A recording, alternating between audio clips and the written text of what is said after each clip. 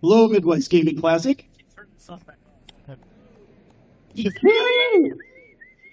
Glad you could be here.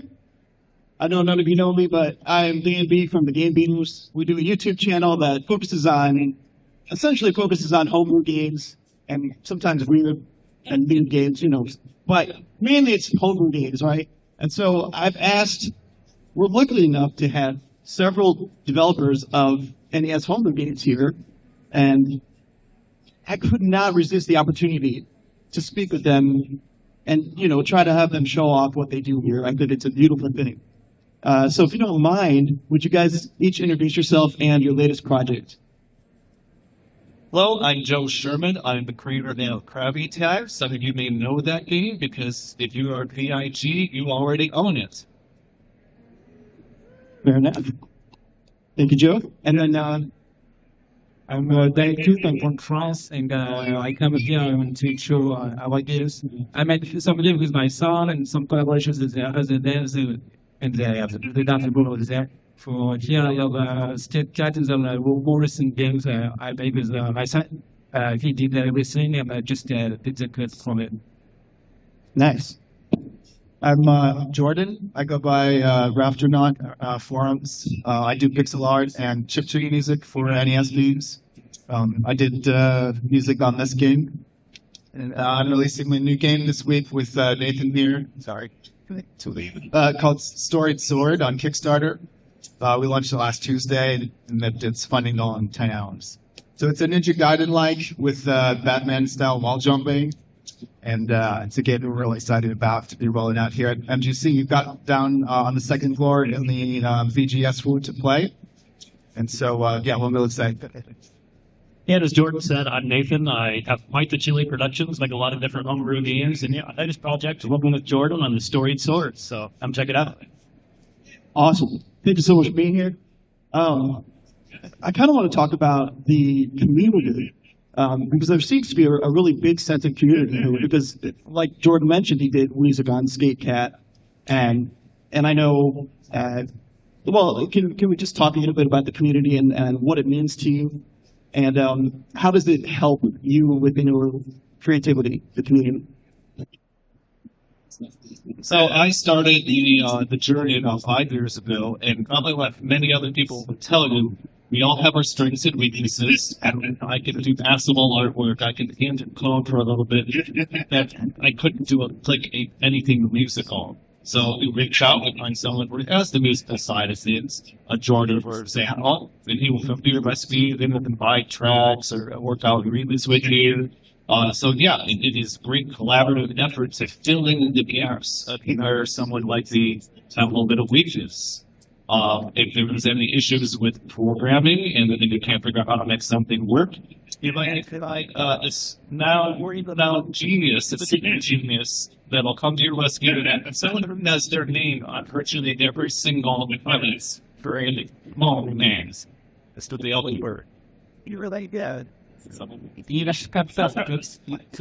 Yeah, I do say that we are communities. We have different kind of basic and some graphics and some code making and so we share. We do a lot of collaboration in every project. It's a cross collaboration. Even with the projects are there, but the guiding of the style TV and sometimes the students is like Joe and I immediately use the mass media. It's a very kind of a tool for people like to start making things again. And so most of people can join and share in the tool, and easily make some music involved with some politics. You can mix it with them and all that. The checks version. And it's kind of like I'm a musician, so all my collaboration experience previous to working on NES games have been playing in bands. And so really, if you kind of think about NES teams as being little groups of lead bands, you've got somebody who's specializing in percussion, somebody specializing in melody, another person that's specializing in harmony or whatever. And these runs tend to break down into different, camps with NES developing. And not only is there artwork, sound, and programming, so much more that goes into creating assets for packaging, sticker labels, providing print materials, providing copy editing for manuals, and doing all sorts of other stuff like that. I mean, there are so many roles to fill and so many hats to wear in the community. And I think once we start the first project, it becomes really clear the things that we don't like doing that are required for releasing a game. In my first game, Space Raft, I did just about everything except Dale helped me a lot with the programming in that, but I did all the design and the pixel and music. And I realized that like doing all the roles was it's nice to be able to make your vision exact, but it's also really nice to have a conversation with somebody and develop something between each other. And I've been collaborating with Nathan on Sword and Sword, and that game really came together as kind of combining our ideas and building on them rather than trying to make them fit into like one person's conception. And one thing these guys didn't really mention, but that I love about the community is just you feel like there's other people doing similar things and you're cheering each other on. Like it's not just the collaboration. It's not like it could be like, oh, you're my competition. Like I hope you don't sell a lot because but it's really not. It doesn't feel that way. It's everybody's cheering each other on, teaching each other new things. There's also a big community of people that they're just buyers or fans that like that we do.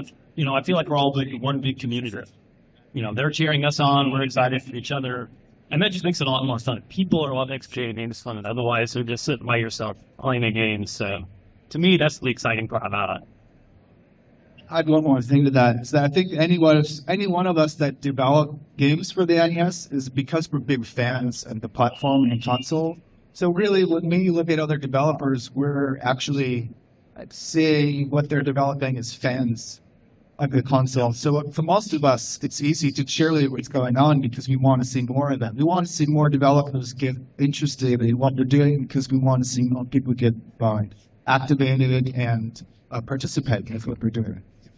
And I do think that, and correct me if I'm wrong, but the evolution of full NES games has, I think that's the reason the quality has gone up so much is because of the collaboration in the community. Did you think that? I agree with that. Also, it creates a really nice feedback loop of criticism, constructive criticism, hearing, for example, when you're doing some of the game beatings, so we're watching your streams, you get to see likes and dislikes within the community, which are mainly subjective things, because we know that as a member of the community, your opinion is valued. And so when we go to develop games, we take in the feedback from our community as well to make our games better. And because we get that feedback, our games are better. If we don't get that feedback, then we don't have the opportunity to make the same learning decisions. Yeah, and I actually had a question about that. What is some of the more difficult feedback you've ever had, and how did you handle that? I'll answer that. One of my harder games, let's take a look first. I won't even say good. It was, flat out said, this sucks. That was a dagger in my heart. Now, there are very constructive ways to relate that what was not looking for that person, and that's not the verbiage that person used. And that really was, that struck me hard. I kind of walked away from my computer, and probably for a day or two, I just couldn't have picked up the house. But you get over it. I went back and I read some of the follow-up messages, and there was some heaviness as to what failed that been sent. And I learned from them. But yes, keep them playing the games and call themselves reviewers. Keep it strong because it is valid. We want that type of feedback because we got our own little tunnel vision of what our game is, and we don't know what other people are going to go in and see, how it works and what their experience is. But yes, we need that feedback and maturity. Yeah, that's got like a little bit puzzle.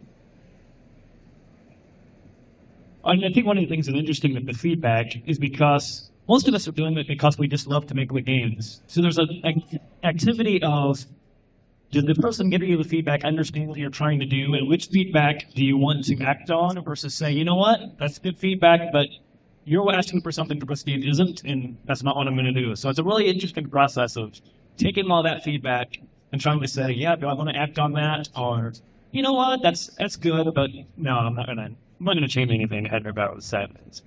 And because we are mostly motivated by the games we want to make more than just hitting the market, we can kind of have the freedom of being it.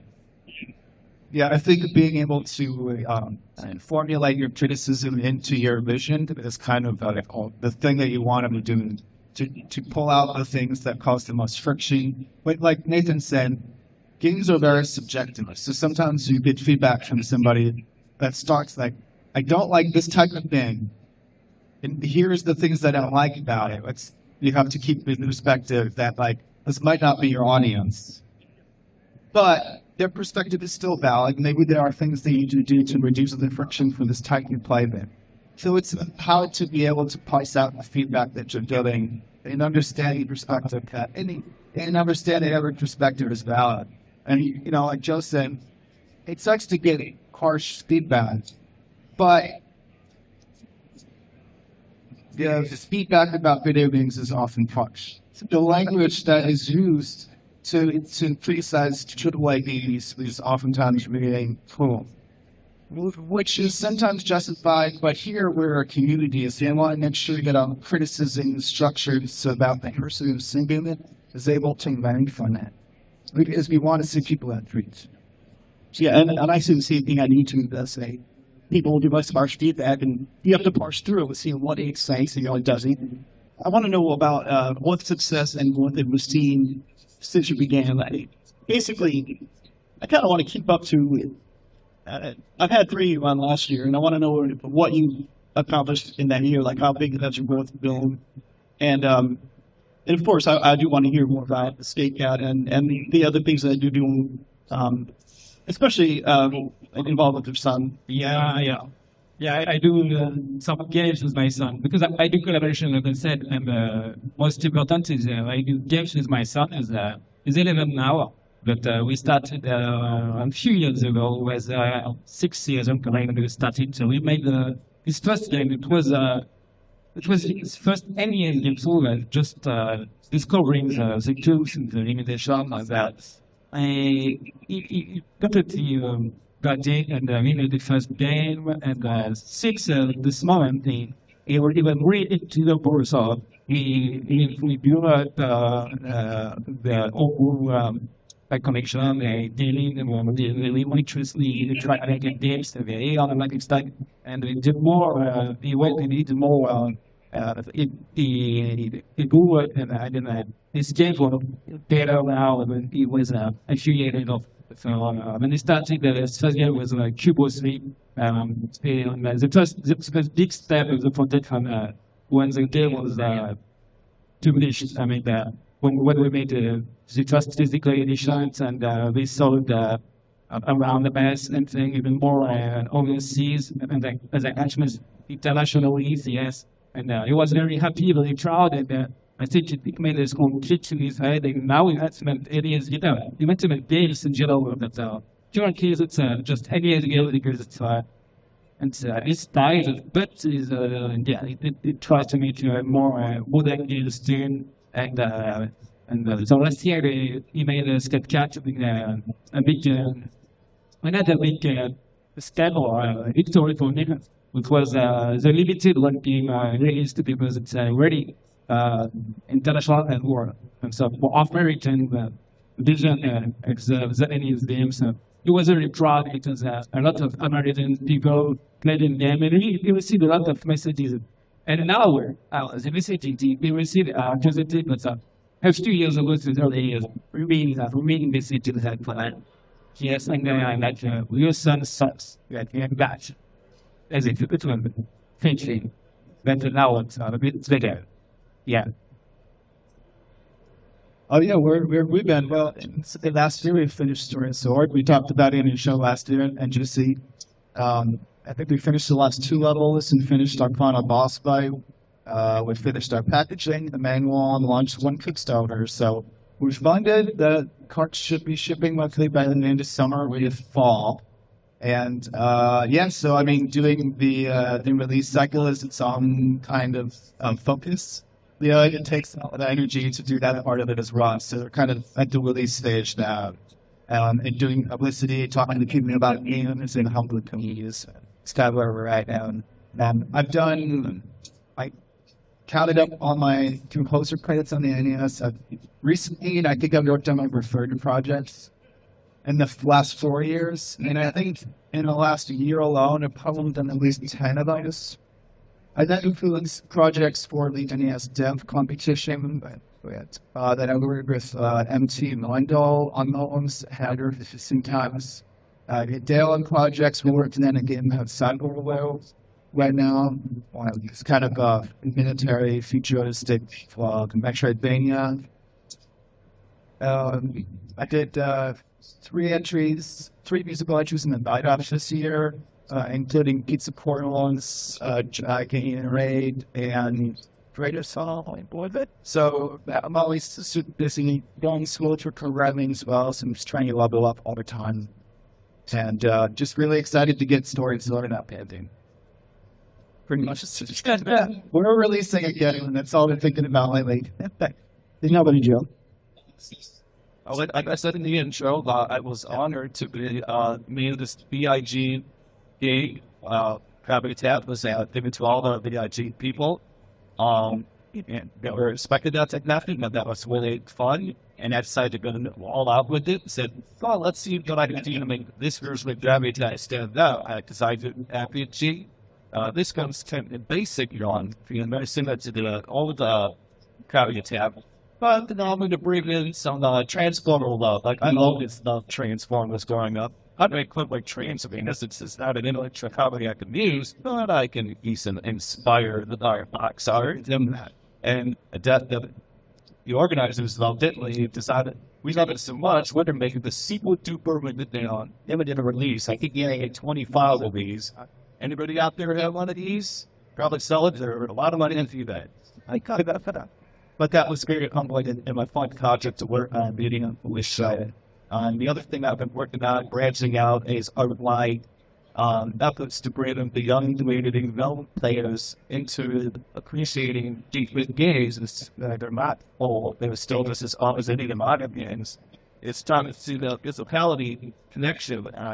But it loves building blocks. So I've made building block sets with my characters. Or I take there's a bunch of bricks and stairs, and they all the generation to make their own characters in a way that they're all to look at solid heroes. So this is a fun experiment. See how well it goes over, and let's see where the this teaching.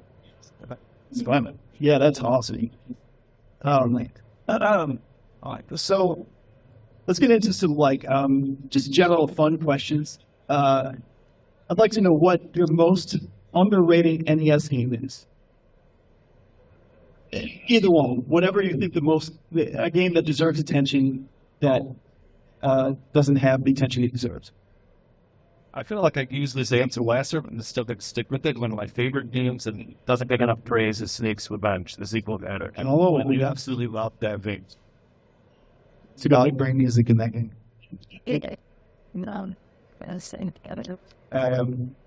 I'm more in actual games, so I would say I would instead. What as I said, where it's his name, that's two means. And for me, I have a lot of I guess hidden gems, but the one that's maybe been on my mind more recently, because we just finished Story and I did a lot of I guess dissections and action platformer games, and I spent a lot of time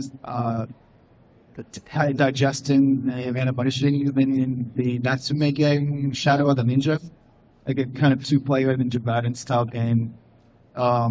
It didn't really affect our game design so much, but I really liked just breaking down the sprites and kind of learning how they worked together and weapons and stuff. I think that game is gorgeous and it has some really exceptional music.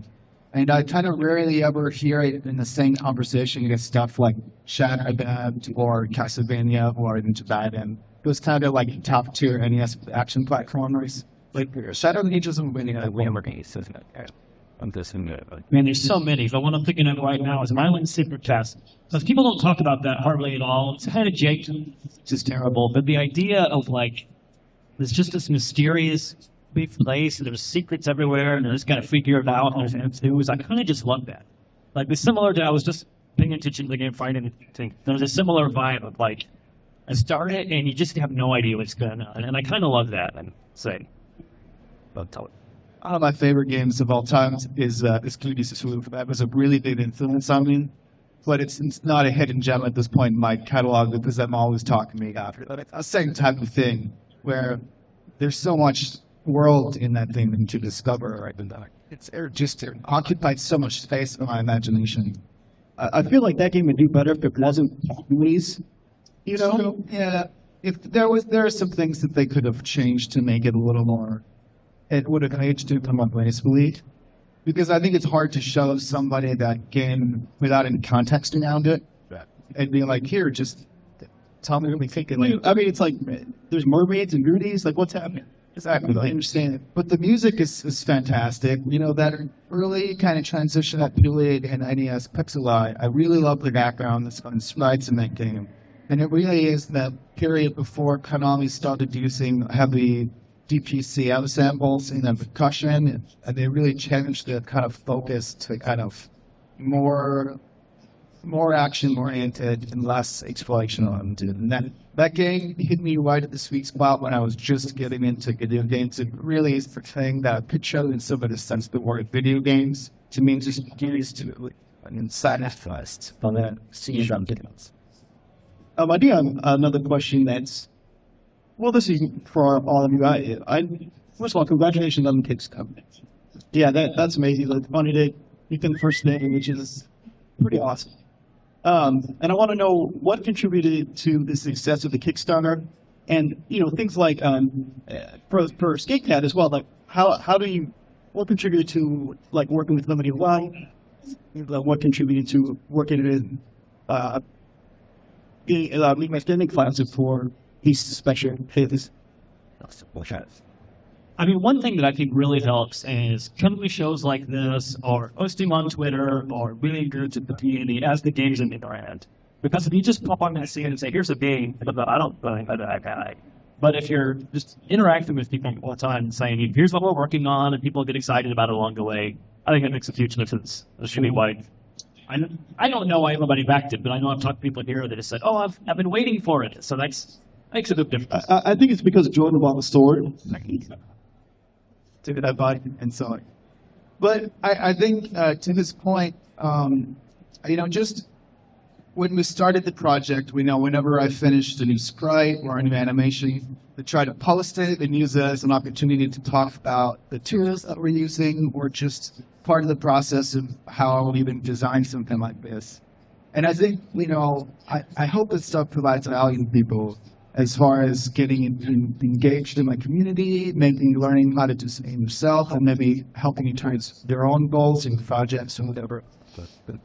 So I think, if you're posting progress for the community, we have a lot of people that will come along and kind of follow the flag with you towards the finish line. I mean, we're at the starting line, you can sort of fund it and you start to ship our cartridges. Well, we've already kind of like begun to build an audience for it. Before even this project, Nathan has done a lot of 100 projects as well. I've got one project before me that on my many composer credits. And I think we just kind of start building goodwill for the projects and start to follow this and grow. Because I know that, with Dale and Joe as well, this is probably true. Like a lot of the fans from that first project are still with there is. And I think that's mainly the law thing with kind of incrementally moving up, getting more people looking at it and expanding the hobby from there. So basically, it's like building community. Exactly. Yes. Yeah, it's all about the community. Your shadow is your community, and you are and the more you share, the more your community, festival convention, showing the games, even when it's just a bit festival, labels made with people with unite, we follow youth, and then a big community, and people will be very excited for project, even if it's just the beginning and new project will come in and they follow you. And like just they listen to this with my son, but before he began, so he started with sport audience, it's very fast. Those people are really, they come back, they follow you, and they share your games, your market, and encouragement, exactly. And so the stage to keep the board of it with us, and And that's the like connection with new people, like limited on games. Yes, we make games with guys. When my son was working in and it's a game, man. It's a growing community and making connections with Irate. Yeah, I noticed, especially with you online, you're very engaged with the community, and you cheerlead the other projects as well. Well, Yeah. and I think we could probably all have successful Kickstarters because we want to spy. I saw that scan. All right. Anything else you want to say before we wrap this up? It's about like 2 minutes. Bye, and that's how good. You know, there's so many people doing this stuff, and there's something for everybody in it. You know, it's a very limited frame that you're looking at, or anything an NES game, because it's a very small amount of memory, and so there's so much that the graphics can do. There's only so much that the sound, audio can do. But within that box, anything is possible. And if you have ideas, all you need to do is figure out how to structure that so that somebody else can interpret them and interact with them. So because of that, you have so many different personalities imagine of this community full of content creators and good hands. So I mean, there's a lot. Yeah, just sit here and start filming. I would just like to say thank you to the Game Beatles who and this is like you remember what the bite-off games made us make, and you don't focus on the negatives. I know these are projects that are made in private, so there will be negatives. You focus on what the game is trying to say, trying to accomplish, and you praise it. Yeah, that is very much appreciated. Oh yeah, I mean it's not like we'll do it without bias, right? Like we'll say like, oh, I wish this was better, I wish the control was better, but overall we understand. Like we also put the caveat in there, hey, this brand new games that are babies into the world, you know, and are gonna grow. We give them a chance.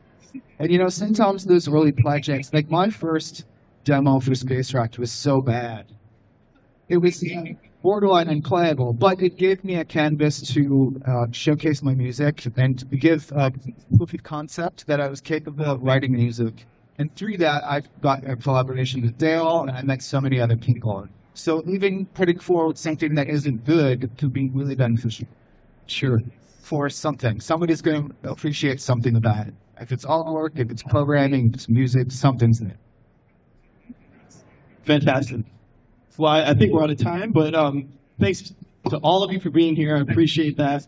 And thank you to Tiger Chainsaw and for having us here. And yeah, it's been a real good time, so thanks so much.